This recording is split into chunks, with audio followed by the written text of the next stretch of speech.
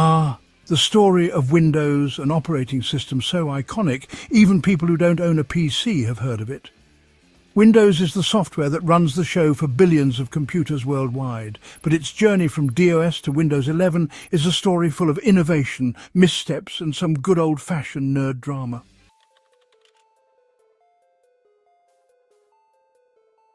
It all started in 1981 with MS-DOS, short for Microsoft Disk Operating System. Microsoft licensed it from a company called Seattle Computer Products, rebranding what was originally known as QDOS, Quick and Dirty Operating System. It wasn't pretty, but it worked. You had to type in commands to get things done, which was fine if you enjoyed pretending you were hacking into NORAD just to play Zork. By 1985, Microsoft decided the future needed fewer arcane command lines and more, well, Windows. They released Windows 1.0. It was, shall we say, humble.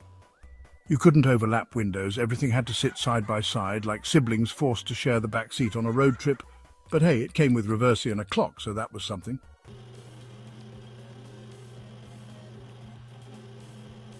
Then came Windows 2.0 in 1987. This time, you could stack windows on top of each other. It also introduced support for the iconic control panel and keyboard shortcuts.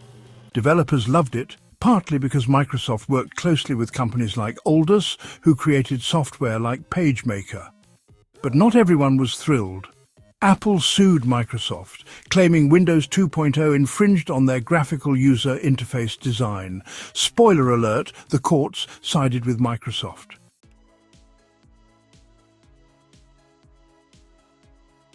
The real game changer was Windows 3.0 in 1990. It wasn't just an operating system, it was a cultural phenomenon. The interface looked better, it could multitask, and thanks to MS-DOS compatibility, it could run a huge library of software. It sold millions of copies, proving that graphical user interfaces weren't just a gimmick, they were the future. Oh, and Solitaire made its debut, which definitely didn't hurt productivity. 1992 brought Windows 3.1 with TrueType fonts, better networking support, and a handy feature called drag and drop.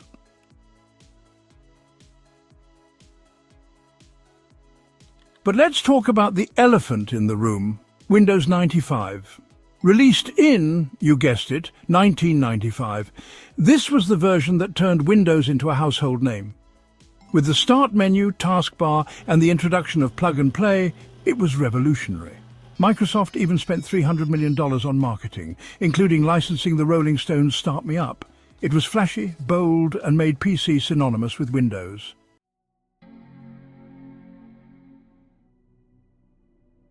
Windows 98 built on this success with better internet integration, including Internet Explorer.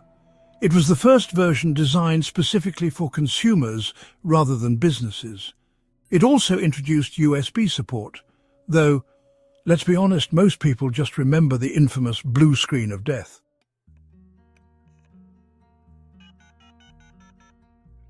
The new millennium ushered in Windows Me, and, well, let's just say it didn't go well.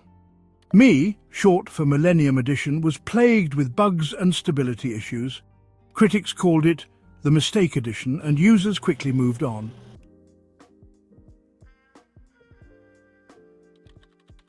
Enter Windows XP in 2001, arguably one of the most beloved versions of Windows ever made.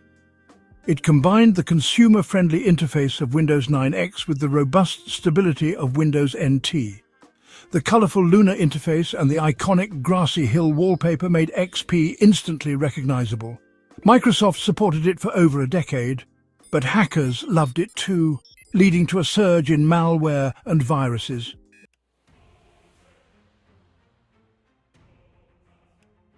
Then there was Windows Vista in 2006. It promised dazzling graphics with the Aero interface and stronger security, but it arrived with a thud. The hardware requirements were steep, compatibility issues were everywhere, and those constant user account control prompts? Annoying.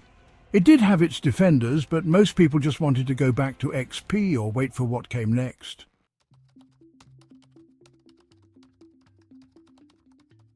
And what came next was Windows 7 in 2009. It was fast, reliable, and polished. Think of it as Vista's cooler, more likable sibling. Businesses and consumers alike adopted it in droves. Windows 7 proved that Microsoft still knew how to make a great OS when it listened to user feedback.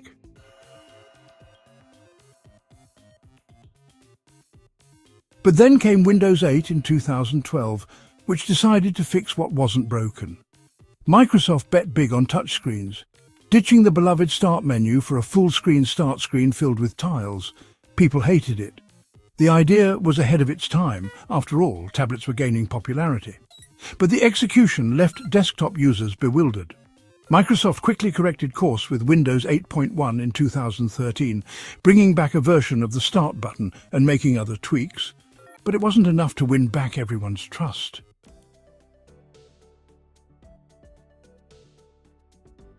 In 2015, Microsoft hit the reset button with Windows 10.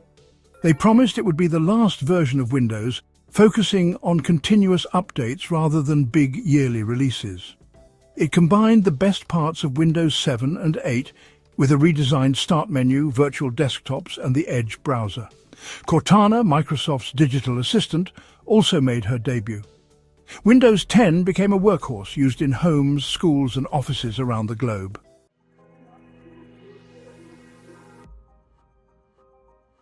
Then, in 2021, came Windows 11, a fresh take for a new era. With a modernized interface, rounded corners and a centered Start menu, it was sleek and stylish. It also boasted better performance, new gaming features and stronger integration with Microsoft Teams. Some users were upset about the strict hardware requirements, older PCs. But Windows 11 represents Microsoft's vision for the future of computing. From humble beginnings with DOS to the sleek modernity of Windows 11, this operating system has not just kept pace with technology, but often defined it.